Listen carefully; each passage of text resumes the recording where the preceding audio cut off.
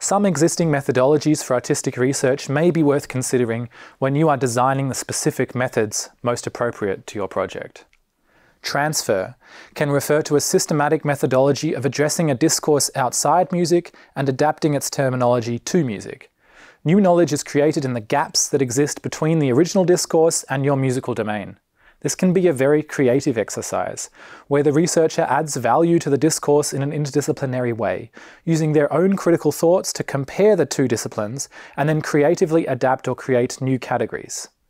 As a second step, these can then be tested for functionality in a research experiment, which could include a new artistic product or the analysis of an existing one using concepts transferred from the extra-artistic discourse.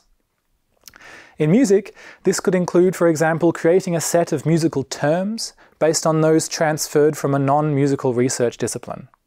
These could then be used, for example, to create a method for musical analysis of existing pieces or frameworks for improvisation, composition, and/or interpretation. Grounded theory is an established systematic methodology which may be compatible with artistic researchers requiring substantial intuitive freedoms at the outset of their projects. In essence, grounded theory involves acting intuitively and gathering large amount of data on this process. In artistic research, this data may include note-taking or the keeping of an artistic journal. In subsequent steps, one periodically analyzes and categorizes this data in the search for the emergence of a pattern or theory, on the basis of which more intuitive work and subsequent data collection can occur in a more guided fashion, one which is grounded in the mass of data. This cycle is repeated to the point of saturation, where the direction of the data analysis becomes overwhelmingly convincing. Grounded theory can be powerful as a method for inductive reasoning, but one should be aware that it involves a huge amount of data collection. And in artistic research, such data can be difficult to analyze cohesively due to its eclectic nature as notes on personal expression.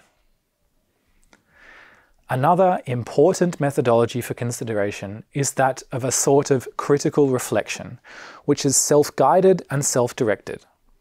Anke Hamann describes this as a reflective methodology, which is not prescriptive, restrictive, and disciplinative, but rather makes known a diversity of knowledge practices and their manifold features, and would be a lesson on the pathways of artistic knowledge that do not prescribe, but reflect.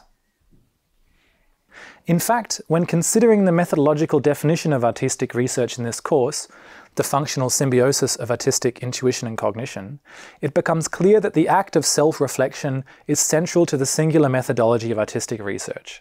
Indeed, a chiastic process of research with art and art with research is only made possible through self-reflection. As Malterud puts it, one cannot base the research in the act of looking in from the outside, since it is the artist's own experience and insight that are the point of departure for artistic research.